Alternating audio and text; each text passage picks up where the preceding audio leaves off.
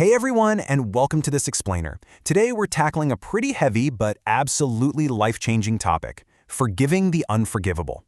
We're really going to focus on how to unlock peace in your life by completely reframing what forgiveness actually is. We need to shift it away from being this thing we mistakenly think we do as a favor for someone else and turn it into a vital, non-negotiable practice we do for our own mental and physical well-being. Okay, let's dive into this. We've got a clear roadmap today. First, we're going to define what forgiveness really means. Then, we'll look at why we absolutely must forgive, examine the actual cost of holding on, and finally, learn how to name that deeper wound. All right, kicking things off with part 1, what forgiveness really means and dismantling the myths. This covers the core concepts straight out of lesson 1. Look, it is completely natural to put up these massive defensive walls when we've been hurt. Our brains are literally hardwired to protect us from pain.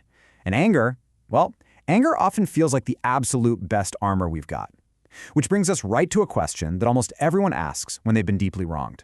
Does forgiving mean they win? Or, does letting go of my anger mean I'm just letting them get away with it? We so often feel like our anger is the only thing holding that other person accountable, so setting it down kind of feels like a surrender.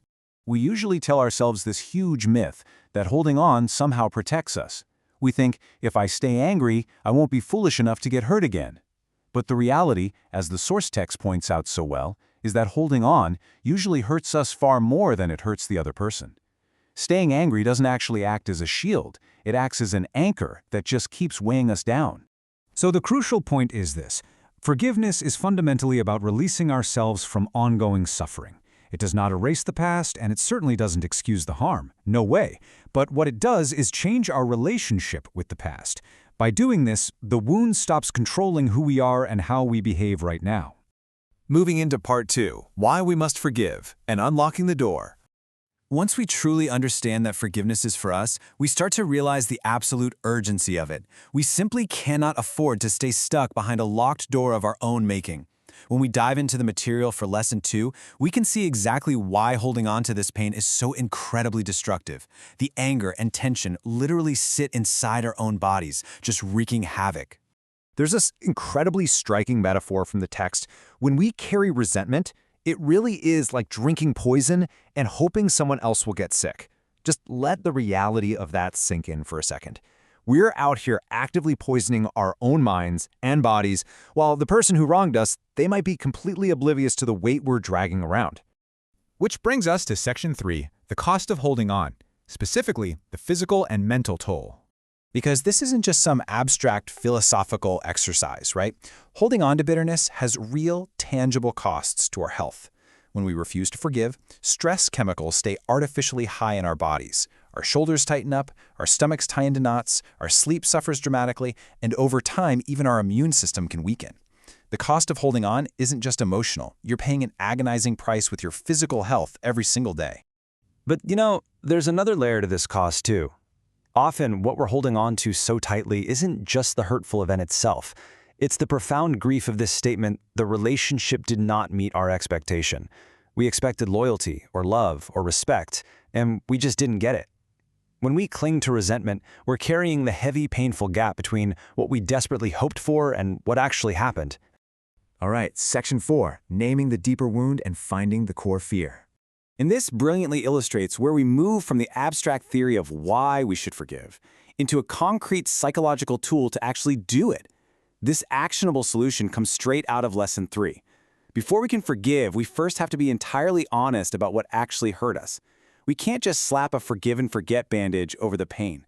If we skip this step, the pain just stays hidden under the surface, quietly running our lives from the shadows.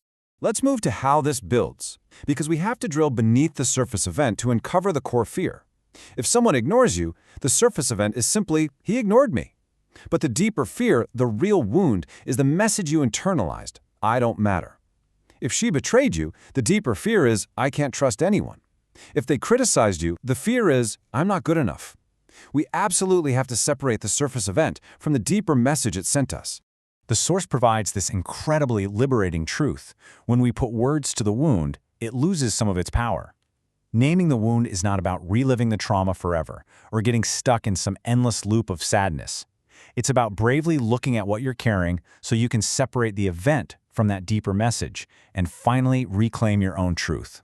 You're acknowledging the pain so you can strip away its power over you. So how do we actually do this? Well, here's a very safe, actionable reflection practice you can use to jumpstart your healing journey. Step 1. Name the event clearly and simply. Just what happened. Step 2. Name the feeling. Were you sad, angry, embarrassed? And step 3, and this is the most critical part, name the message or the fear you took from it. What did this event make you falsely believe about yourself or about the world? Now, what's really interesting about all of this is the choice it leaves us with. I want to leave you with a provocative question to carry forward. If you set down even a little of this burden today, what would open up for you? You don't have to forgive everything all at once. Forgiveness happens in layers. But if you choose peace in this exact moment, if you stop drinking the poison just for today, what beautiful, new things might finally have room to grow in your life?